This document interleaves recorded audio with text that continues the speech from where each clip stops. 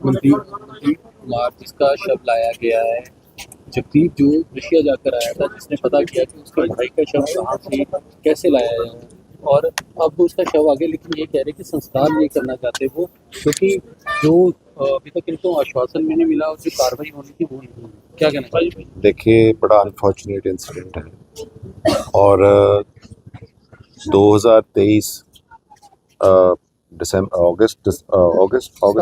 ਸਤੰਬਰ 2023 ਦੇ ਵਿੱਚ ਸਾਡੇ ਗੁਰਾਇਆ ਸ਼ਹਿਰ ਦਾ ਇੱਕ ਨੌਜਵਾਨ ਲੜਕਾ ਮਨਦੀਪ, ਉਹ ਕੁਝ ਏਜੰਟਸ ਦੇ ਦੁਆਰਾ ਉਹਨੂੰ ਗੁੰਮਰਾਹ ਕਰਕੇ ਉਹਨੂੰ ਨੌਕਰੀ ਦਾ ਯੂਰਪ ਦੇ ਵਿੱਚ, ਇਟਲੀ ਦੇ ਵਿੱਚ ਨੌਕਰੀ ਦਾ ਝਾਂਸਾ ਦੇ ਕੇ ਲੱਖਾਂ ਰੁਪਏ ਦੀ ਰਾਸ਼ੀ ਲੈ ਕੇ ਉਸਨੂੰ ਇੱਥੋਂ ਹਿੰਦੁਸਤਾਨ ਤੋਂ ਰਸ਼ੀਆ ਭੇਜਿਆ ਗਿਆ ਔਰ ਉਹਦੇ ਨਾਲ ਕੁਝ ਹੋਰ ਸਾਥੀ ਵੀ ਸਨ। ਤਕਰੀਬਨ 35,40,000 ਦੀ ਰਕਮ ਸੰਦੀਪ ਹੰਸ ਨਾਮ ਦੇ ਇੱਕ ਕਪੂਰਥਲਾ ਜ਼ਿਲ੍ਹੇ ਦਾ ਰਹਿਣ ਵਾਲਾ ਪੁਲੱਥ ਇਲਾਕੇ ਦਾ ਸੰਦੀਪ ਹੰਸ ਏਜੰਟ, ਉਸਨੇ ਇਹਨਾਂ ਦੇ ਨਾਲ ਕਈ ਐਸੇ ਪਰਿਵਾਰਾਂ ਨਾਲ ਧੋਖਾ ਕੀਤਾ ਔਰ ਮੇਰੇ ਅਜ਼ੀਜ਼ ਸਾਥੀ ਨੇ 24 ਦੇ ਵਿੱਚ ਤਕਰੀਬਨ ਮਾਰਚ ਮਹੀਨੇ 'ਚ ਮਨਦੀਪ ਜੀ ਨਾਲ ਪਰਿਵਾਰ ਦੀ ਅਖੀਰ ਗੱਲ ਹੋਈ ਔਰ ਵੀਡੀਓ ਕਾਲ ਹੋਈ, ਜਿਹਦੇ ਵਿੱਚ ਮਨਦੀਪ ਜੀ ਨੇ ਆਪਣੇ ਪਰਿਵਾਰ ਨੂੰ ਦੱਸਿਆ ਕਿ ਏਜੰਟਸ ਨੇ ਧੋਖਾ ਕੀਤਾ ਹੈ ਔਰ ਏਜੰਟਸ ਨੇ ਧੋਖਾ ਕਰਕੇ ਉਹਨਾਂ ਨੂੰ ਜਿਹੜੀ ਰਸ਼ੀਆ ਦੇ ਵਿੱਚ ਯੂਕਰੇਨ ਜੰਗ ਲੱਗੀ ਉਹਦੇ ਵਿੱਚ ਫੌਜ ਦੇ ਵਿੱਚ ਰਿਕਰੂਟ ਕਰਾ ਦਿੱਤਾ ਔਰ ਕਿਉਂਕਿ ਨੌਜਵਾਨ ਇੱਥੋਂ ਆਪਣੇ ਘਰੋਂ ਬੜੇ ਵੱਡੇ ਸੁਪਨੇ ਲੈ ਕੇ ਜਾਂਦੇ ਨੇ, ਆਪਣੇ ਪਰਿਵਾਰ ਦੀ ਮਾਲੀ ਹਾਲਤ ਸੁਧਾਰਨ ਵਾਸਤੇ ਐਸੇ ਉਪਰਾਲੇ ਕਰਦੇ ਨੇ। ਪਰ ਬੜਾ ਦੁੱਖ ਹੈ ਕਿ ਅੱਜ ਤਕਰੀਬਨ 3 ਸਾਲ ਹੋਣ ਜਾ ਰਹੇ, ਪਰਸੋਂ ਹੀ ਸਾਡਾ ਬਹੁਤ ਹੀ ਅਜ਼ੀਜ਼ ਸਾਥੀ ਹੈ ਜਗਦੀਪ, ਜਿਸ ਨੇ ਪਿਛਲੇ 2.5 ਸਾਲ ਤੋਂ ਦਿਨ ਰਾਤ ਇੱਕ ਕੀਤੀ ਹੈ ਔਰ ਆਪਣੇ ਭਰਾ ਨੂੰ ਲੱਭਣ ਦੀ ਕੋਸ਼ਿਸ਼ ਕੀਤੀ ਹੈ ਔਰ ਮੇਰੇ ਸੰਪਰਕ 'ਚ ਇਹ ਮਈ ਮਹੀਨੇ 'ਚ ਆਏ ਸੀ ਔਰ ਮੈਂ ਉਦੋਂ MEA ਨੂੰ, ਮਿਨਿਸਟਰੀ ਆਫ ਐਕਸਟਰਨਲ ਅਫੇਅਰ ਨੂੰ ਚਿੱਠੀ ਲਿਖੀ ਸੀ। ਚਿੱਠੀ ਲਿਖਣ ਤੋਂ ਬਾਅਦ ਇਹ ਮੰਗ ਕੀਤੀ ਸੀ ਕਿ ਇਹ ਜਿਹੜਾ ਸਾਡਾ ਸਾਥੀ ਹੈ ਉਸ ਨੂੰ ਟਰੇਸ ਕੀਤਾ ਜਾਵੇ ਔਰ ਜਿਹੜੇ ਇੱਥੇ ਦੇ ਉਦੋਂ ਦੇ ਪ੍ਰਸ਼ਾਸਨ ਸੀ ਉਹਨਾਂ ਨੂੰ ਉਦੋਂ ਅਸੀਂ ਬਾਰ-ਬਾਰ ਬੇਨਤੀਆਂ ਕਰਦੇ ਰਹੇ ਹਾਂ ਕਿ ਜਿਹੜਾ ਇਹ ਸ਼ਖਸ ਹੈ ਜਿਸ ਨੇ ਇਹਨਾਂ ਦੇ ਪਰਿਵਾਰ ਨਾਲ ਔਰ ਐਸੇ ਸੈਂਕੜੋਂ ਪਰਿਵਾਰਾਂ ਨਾਲ ਧੋਖਾ ਕਰਕੇ ਪੈਸੇ ਹਥਿਆ ਕੇ ਉਹਨਾਂ ਨੂੰ ਝਾਂਸਾ ਦੇ ਕੇ ਉਹਨਾਂ ਨਾਲ ਧੋਖਾ ਕੀਤਾ, ਉਹਨਾਂ 'ਤੇ ਬਣਦੀ ਕਾਰਵਾਈ ਹੋਈ। ਅੱਜ ਬੜਾ ਅਨਫੋਰਚੂਨੇਟ ਅੱਜ ਸਾਰਾ ਇਲਾਕਾ ਇਸ ਗੱਲ ਦੀ ਮੰਗ ਕਰ ਰਿਹਾ ਹੈ ਕਿ ਜਿਹੜੇ ਉਹ ਏਜੰਟ ਸੀ ਜਿਨ੍ਹਾਂ 'ਤੇ ਉਦੋਂ ਪਰਚਾ ਵੀ ਹੋਇਆ, ਕਿਉਂ ਅੱਜ ਤੱਕ ਉਹ ਏਜੰਟ ਨੇ ਉਹਨਾਂ 'ਤੇ ਕਾਰਵਾਈ ਨਹੀਂ ਹੋਈ, ਕਿਉਂ ਅੱਜ ਤੱਕ ਉਹ ਗ੍ਰਿਫਤਾਰ ਨਹੀਂ? 2-4 ਬੰਦੇ ਪੁਲਿਸ ਨੇ ਉਸ ਵੇਲੇ ਰਾਉਂਡ ਅਪ ਕੀਤੇ, ਉਹਨਾਂ ਨੂੰ ਅਰੈਸਟ ਕੀਤਾ ਔਰ ਬਾਅਦ 'ਚ ਉਹ ਬੇਲ 'ਤੇ ਬਾਹਰ ਆ ਗਏ। ਲੇਕਿਨ ਅੱਜ ਪੰਜਾਬ ਪੁਲਿਸ ਨੂੰ ਔਰ ਜਿਹੜੀ ਸਾਡੀ ਹਿੰਦੁਸਤਾਨ ਦੀ ਸਰਕਾਰ ਉਸ ਨੂੰ ਅਸੀਂ ਫੇਰ ਅਪੀਲ ਕਰਦੇ ਹਾਂ, ਪਰਿਵਾਰ ਨੇ ਆਪਣਾ ਇੱਕ ਨੌਜਵਾਨ ਬੱਚਾ ਗਵਾ ਲਿਆ ਹੈ। ਕਈ ਐਸੇ ਉਦਾਹਰਣ, ਕਈ ਐਸੇ ਨੌਜਵਾਨ ਸਾਡੇ ਉੱਥੇ ਪਤਾ ਨਹੀਂ ਉਹ ਜਿਉਂਦਾ ਵੀ ਹੈ ਕਿ ਨਹੀਂ ਹੈ, ਪਰ ਬੜੀ ਉਹਨਾਂ ਵਾਸਤੇ ਸਰਕਾਰ ਜਿਹੜੀ ਰਸ਼ੀਅਨ ਗਵਰਨਮੈਂਟ ਉਹਨਾਂ ਨਾਲ ਇਹਨਾਂ ਨੂੰ ਆਸ਼ਵਾਸਨ ਦੇ ਕੇ ਗਈ ਕਿ ਅਸੀਂ ਜਿਹੜੀ ਰਸ਼ੀਆ ਦੀ ਸਰਕਾਰ ਹੈ ਉਸ ਦੇ ਨਾਲ ਤਾਲਮੇਲ ਬਣ ਕੇ ਇਹਨਾਂ ਦੀ ਮਦਦ ਕੀਤੀ ਜਾਏਗੀ।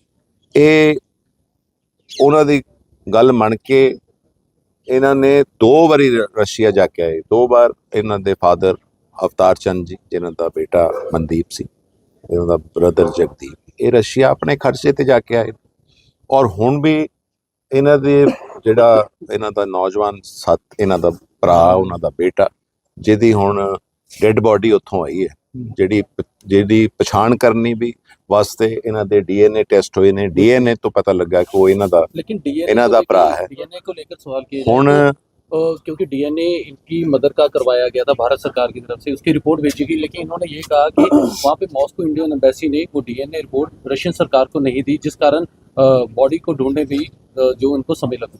बॉडी को तो 8 महीने बाद वहाँ से दबी हुई बॉडी को वहाँ की सरकार ने ढूंढा है, इसके उपराले से ढूंढा है। ये ग्राउंड पे खुद गया है, वहाँ की जो इंडियन एम्बेसी के जो हमारे अफसरान वहाँ बैठे, बड़े बड़े महलों में बैठे, उन्होंने इनकी कोई मदद नहीं की। इन्होंने जो किया है अपने बलबूते पे किया है। ये काम सरकारों का है।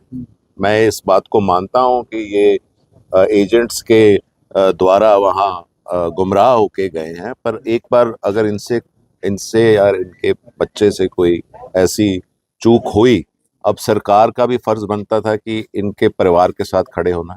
अभी मुझे जानकारी मिली है कि ऐसे 100 और साथ इनके बेटे के साथ कुछ साथी गए थे, वो वापस आ गए, जिनकी जान बच गई। अभी ऐसे कई लोग हैं जिनके बच्चे वहाँ लापता हैं। अभी एक सरदार जी अभी लुधियाना से आए हैं, वो बता रहे हैं कि सितंबर महीने पिछले 2025 सितंबर में उनका बेटा वहाँ गया, यहाँ मेडिकल की 12वीं पास करके गया और रशिया में एज स्टूडेंट वीजा पे गया मेडिकल प्रोफेशन को परस्यू करने के लिए। पर वहाँ उसको जाके बोला गया कि जो पार्ट टाइम काम करना है वो आर्मी के साथ, आपने जो एक डॉक्टर्स चलते हैं फौजियों की, जख्मी फौजियों के इलाज के लिए, उसकी मदद के लिए आपको पार्ट टाइम जॉब देते हैं। पर वो अभी कुछ काफी लंबे अरसे से उस लड़के के साथ बात नहीं हो पा रही, वो भी रशियन आर्मी में डाला गया। सो अभी ये जो मौका है बड़ा गंभीर है।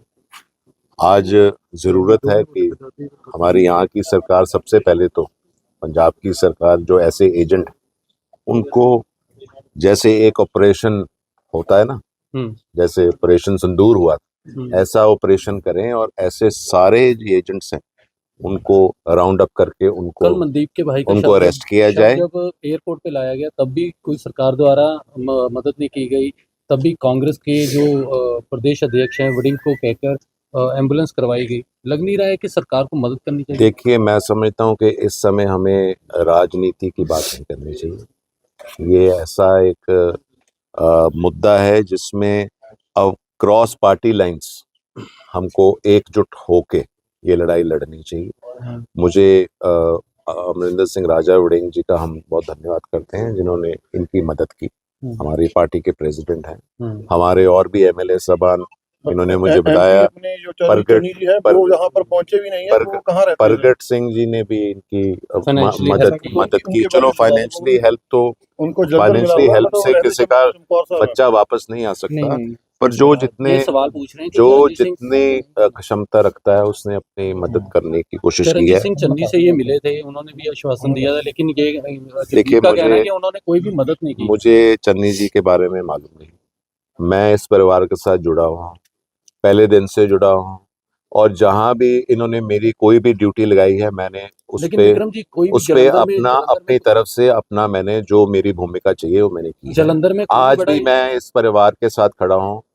सूबा सरकार और देश की सरकार के पास इनकी आवाज लेके हम जाएंगे, और जो परिवार की मांग है कि ये परिवार मनदीप का अंतिम संस्कार उस समय तक नहीं करेगा जब तक कि मनदीप को मारने वाले, मनदीप को फ्रॉड करके उसको झांसा देके यहाँ से ले जाने वाले एजेंट्स गिरफ्तार नहीं होते और उन पे एक मिसालिया एक ऐसा एक्शन नहीं होता जिससे परिवार सहमत जब तक नहीं होगा तब तक मनदीप की जो बॉडी है उसका संस्कार नहीं किया। लेकिन बात की जाए, उन्होंने यही बात मेरे मुंह पे बोली कि अभी तक ना तो आपकी इंडियन एम्बेसी ने हमारे तक अप्रोच की है बॉडीज़ रिकवर करने के लिए और जहाँ इन्फॉर्मेशन लेने के लिए। तो मैं हैरान हो गया कि चलिए सर आप डीएनए कीजिए। तो डीएनए जैसे ही हुआ तो डीएनए तो पहले भी भारत सरकार द्वारा करवाए गए थे। जब दिल्ली में डीएनए हुए तो वो डीएनए रिपोर्ट क्या वहाँ पहुँची नहीं थी? अब भारत से वो जो डीएनए हुए थे वो इंडिया से होके वहाँ रिपोर्ट जानी थी एम्बेसी के पास। एम्बेसी के पास तो पहुँच गई, एम्बेसी ने आगे नहीं दी किसी को भी, वो उनके पास ही पड़ी हैं। जो रशिया में इंडियन एम्बेसी मॉस्को है जो जहाँ भी मैं गया, जहाँ मॉस्को के लगा लीजिए, इस अक्टूबर में 2025 में मैं गया हूँ, जहाँ फिर मैं सेंट पीटर में वर्क में गया हूँ। सोशल सेंटर जितने भी उनके सोशल सेंटरों पे बात की है, उन्होंने सबने यही कहा है कि आपकी एम्बेसी ने हमारे तक अप्रोच नहीं की या उनके बारे में कोई जानकारी निकालने की कोशिश नहीं की है। तो डायरेक्ट तो वो बता ही नहीं सकते किसकी बॉडी कहाँ पड़ी है या कितने बंदों की डेथ डेली हो रही है वहाँ पे। तो ऐसे तो वो जब तक हम पूछेंगे ही नहीं किसकी डेथ हो रखी है या इन बंदों की जो लिस्ट थी मेरे पास, जो 13 बंदों की लिस्ट थी, मैं उसी पे जो काम कर रहा था। कमांडर ने मुझे बोल दिया था लास्ट टाइम कि डीएनए हो चुका है तुम्हारा, 1 हफ्ता वेट करो, तुम मॉस्को चले जाओ।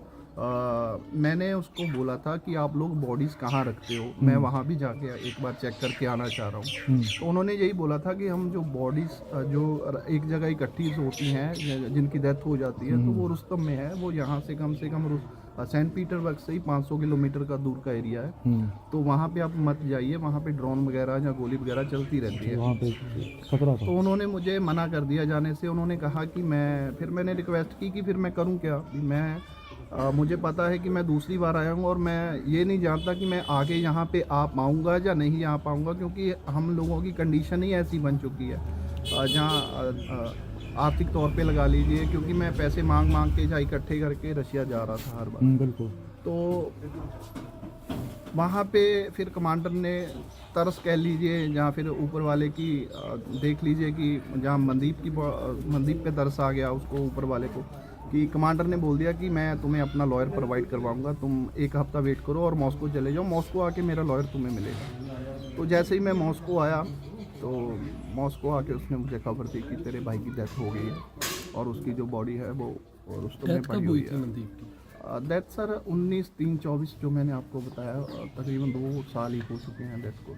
तो वो अभी- आपकी लास्ट जो बात हुई है वो कितनी तारीख को हुई थी उनसे? 3 मार्च 2024 को हुई थी सर हमारी लास्ट बात। उसमें भी अच्छा, उसने- अर्मेनिया से ये 5 लोग गए थे रशिया, जी जी। तो उसमें से आपका कोई रिश्तेदार भी था, एक हरियाणा का भी था और 2 हाँ, आपके गांव के भी थे। उसमें से 4 लोग वापस आ गए थे और ये वहाँ पे रुक गया था, क्योंकि इसके पास थोड़ा सा वीज़ा भी था और इसके पास जब ऑलरेडी हम एजेंटों से बातचीत कर रहे थे लगातार उस टाइम, उन्होंने बोला था कि 4 बंदों के हम जो वापस आ गए उनके पैसे वापस कर देंगे, जो ये लड़का है इसको हम काम दिलवा देंगे वहीं पे, जहाँ फिर थोड़ा टाइम रुक के हम आगे निकाल लेकिन देंगे। कैसे देखते हैं कि ये मनदीप हैंडीकैप था, उसके बाद भी उसे रशियन आर्मी में भर्ती किया गया? ये बातें तो मैं अपनी मिनिस्ट्री को या अपनी इंडियन एम्बेसी को बार बार बोलता रहा हूँ, टाइम पे उनको मेल्स भी करता रहा हूँ, जब मैं अपनी स्टेट गवर्नमेंट को भी बोलता रहा हूँ, आप कम से कम हमारी इंडियन अथॉरिटी को कम से कम एक लेटर लिख के ही जवाब मांग लीजिए उनसे, कि जहाँ उनको वहाँ से रिकवर करने के लिए बोला जाए।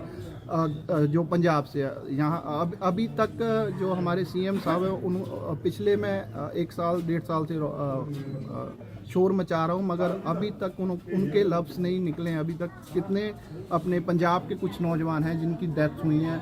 अभी एक मलेरकोटले का लड़का है जिसकी डेथ हो चुकी है, अमृतसर से है जिसकी डेथ हो चुकी है, जम्मू कश्मीर से है जिसकी डेथ हो चुकी है। ऐसे अगर गिनाने आऊँ तो भारत के अलग अलग कोनों से पता नहीं एक परिवार के दो अभी कितने भारतीय होंगे वहाँ पे अभी?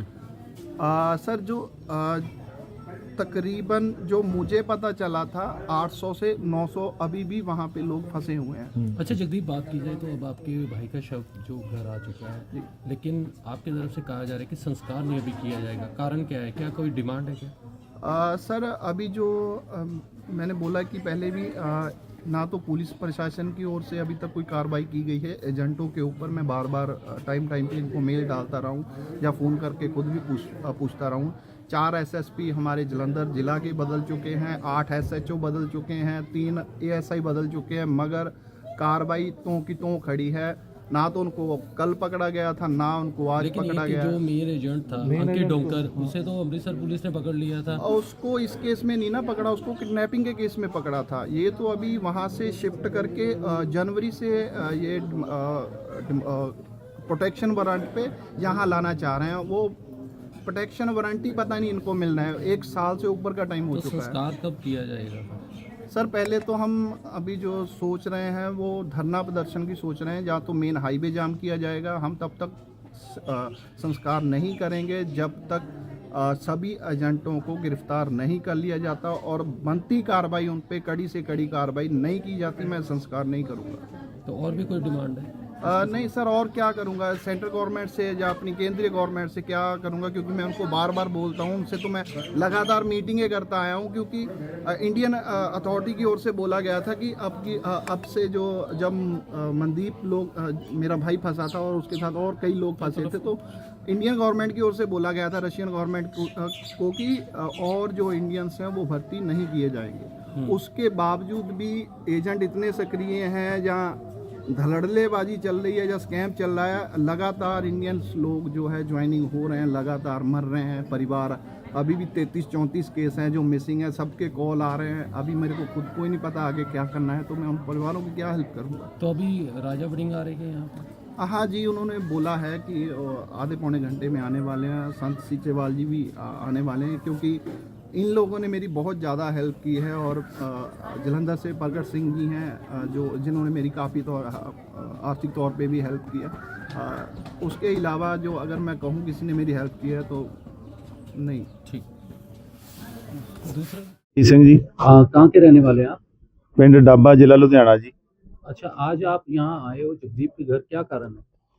कारण जी उनके बेटे को जो डेड बॉडी आई है, जैसे हमारा बच्चा है वो हमारे बच्चे के बराबर ही है, और उस दुख के कारण ही हम तो आए।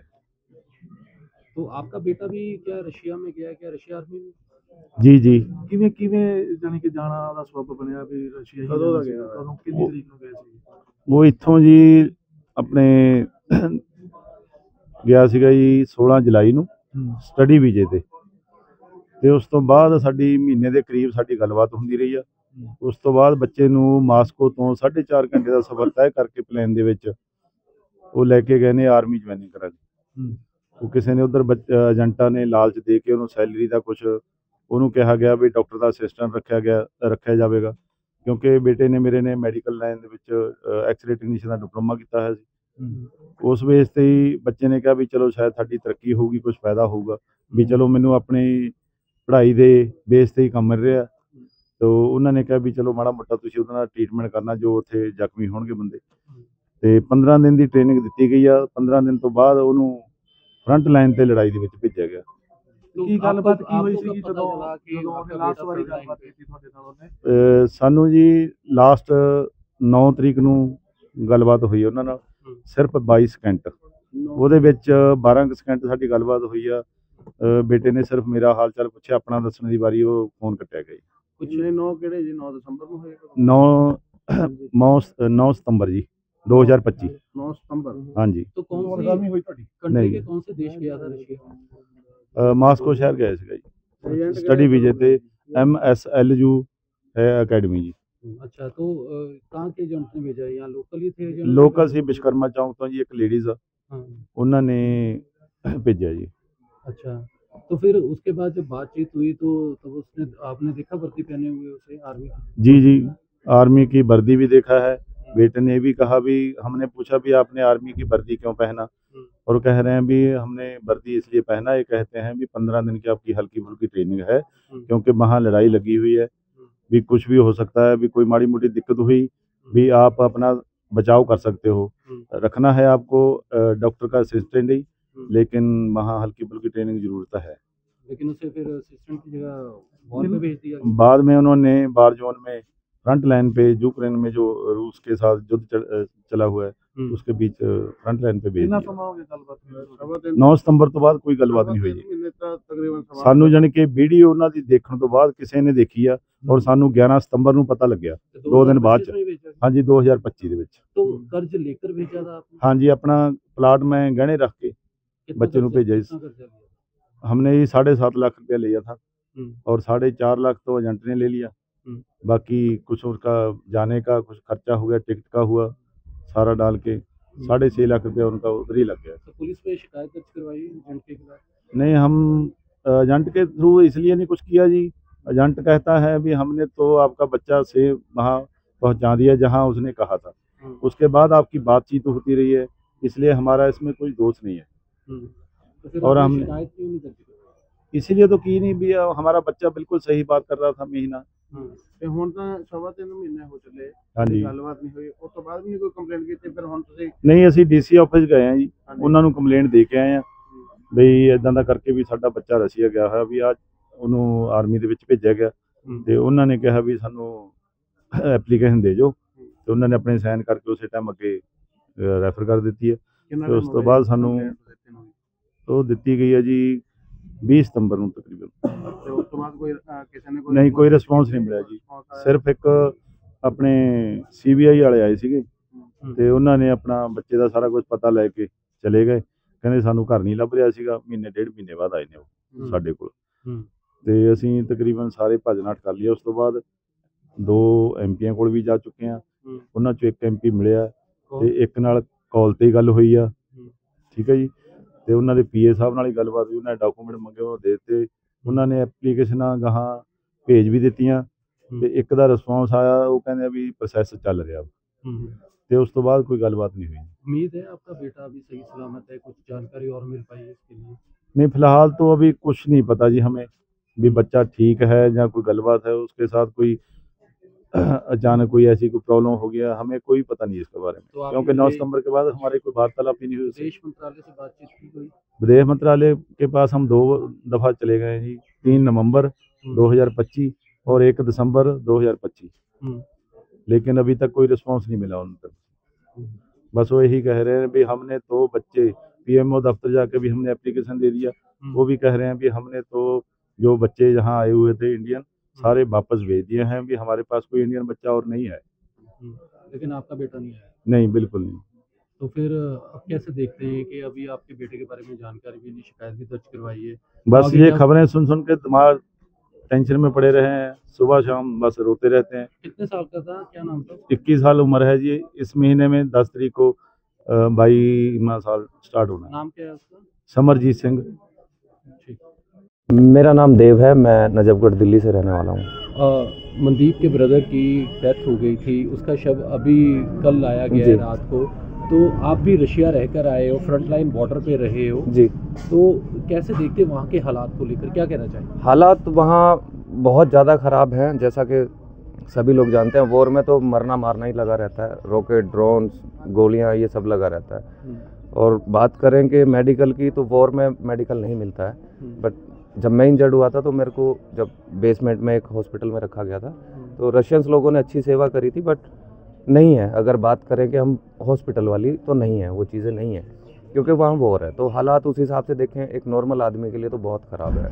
सोल्जर्स को उस चीज़ की ट्रेनिंग होती है तो उनको आदत है उस चीज़ की, बट हम जब नॉर्मल आदमी हैं, हमारे लिए वो बहुत डिफ़िकल्ट चीज़ें हैं। कितने भारतीय लोग वहाँ पर भर्ती किए गए जिन्हें फ्रंट लाइन बॉर्डर पर भेजा गया लड़ने के लिए? जिस टाइम 2024 जुलाई में मैं गया था तो मेरे साथ 18 लड़के थे इंडियन, जो सभी गए थे, जिसमें से 13 लड़के उसी शहर में थे जिसमें मैं लड़ रहा था, बट कांटेक्ट में कोई किसी के नहीं था।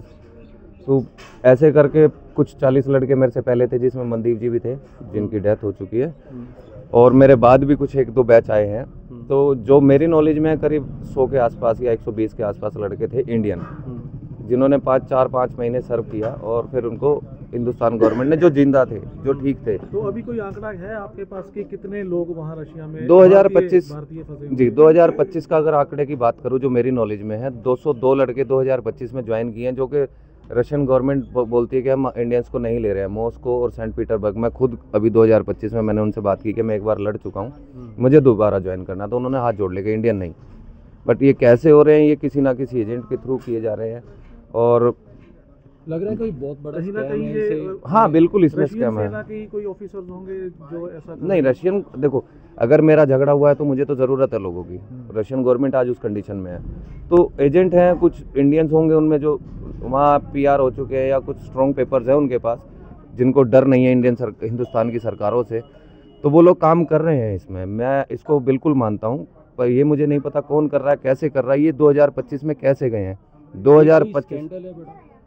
बिल्कुल हो सकता है, बिल्कुल हो सकता है इसमें। लेकिन अगर मनदीप हैंडीकैप था, क्या जी। हैंडीकैप भी ऐसे ही वो कर लेते थे? जी बिल्कुल, मैंने एक कल भी मीडिया में एक बात कही थी। एक रशियन बंदा था मेरे साथ, मेरे एक बैच में, जब मैं आगे गया था एक्सट्रीम फ्रंट पे था, 1 महीने के बाद एक रशियन बंदा मेरे बैच में आया, जिसको स्पाइनल में प्रॉब्लम थी, बिना स्टिक के वो खड़ा भी नहीं हो पा रहा था, बट वो एक्सट्रीम फ्रंट पे था।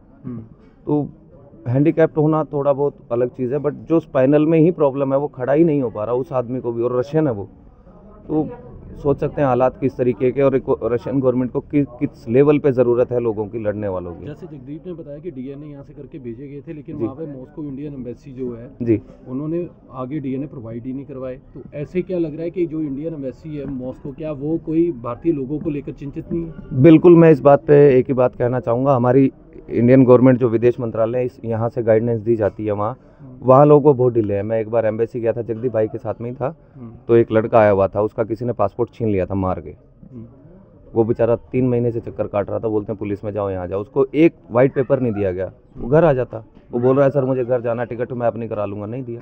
तो एम्बेसी, मेरे को नहीं लगता कि एम्बेसी कुछ काम कर रही है। बात करें 2024 में जब हमें वापस भेजा गया था, उस टाइम जो सेंट पीटरबर्ग में जो एम्बेसी है, वहाँ पे एक अनिल जी थे उत्तराखंड से, उन्होंने हमारी बहुत हेल्प की और बहुत अच्छे से हमें समझा के हमारी टिकटें टुकटे करा के सब, जितने 18 लोग थे हमें सबको वापस भेज दिया था। बात करें मॉस्को एम्बेसी की, तो मॉस्को एम्बेसी से मैं बिल्कुल सेटिस्फाई नहीं हूँ। मुझे बहुत दुख है इस बात का कि आप इतने बड़े ऑफिसर्स हैं, वहाँ बैठे हैं, आप देश को रिप्रेजेंट कर रहे हैं, वहाँ चीज़ें कर रहे हैं, फिर हमारी हेल्प क्यों नहीं हो रही। लेकिन कई वीडियोस भी सामने आए हैं जिसमें भारतीय लोग कह रहे हैं, चाहे पंजाब के अलग राज्यों के हैं, वो कह रहे हैं कि हमें जबरी उस रूसी सेना में ज़बरदस्ती भर्ती किया जा रहा है। तो वहाँ पे ज़बरदस्ती कैसे भर्ती किया जाता है? सर ज़बरदस्ती तो मैं आपको अपने घर के अंदर नहीं घुसा सकता। आप मेरे घर के बाहर खड़े हो, मैं अंदर नहीं ले जा सकता आपको, ये चीज़ें गलत हैं। हाँ, जो ये हो रहा है उसके पीछे एक रीज़न है, हमारे हिंदुस्तान में, खासकर हमारे पंजाब, हरियाणा और राजस्थान में जो नए बच्चे हैं, जो 22, 20, 21 साल के हैं, उनको बड़ा करने की चाहत है। वो बड़ा करने की चाहत में पैसा कर्जे पे उठाते हैं, एजेंट से मुलाकात करते हैं, एजेंट उनको रशिया भेज देता है, क्योंकि आज सबसे ईजी रशिया जाना है। ई वीज़ा 14 डेज़, 14 दिन के ई वीज़ा पे भेजते हैं उनको, झूठ बोल के कि तुम्हारा वहाँ जाके वर्क परमिट हो जाएगा, ये हो जाएगा। लालच वगैरह दिया जाता है वहाँ पे? नहीं, जैसे ये अच्छा नहीं, वो आपका मेरा जवाब बदल जाएगा, सॉरी। एजेंट लोग उनको बोलते हैं कि वहाँ जाके आपका वीज़ा कन्वर्ट हो जाएगा, ये हो जाएगा, वो हो जाएगा, तुम्हारी 1 लाख रुपए सैलरी। कुछ नहीं होता। 14 दिन के बाद वो इलीगल हो जाते हैं। अब उनको पीछे पता है कि मेरा घर गिरवी रखा है, वो घर गिरवी जो रखा वो भी छुड़ाना है, वापस जाता हूँ तो घर बिक जाएगा। फिर उसको वहाँ एक आधा कोई ऐसा इंसान मिलता है कि आर्मी ज्वाइन कर लेते हैं, 40 लाख मिलेगा, 30 लाख मिलेगा, क्या करेगा मरता हुआ इंसान।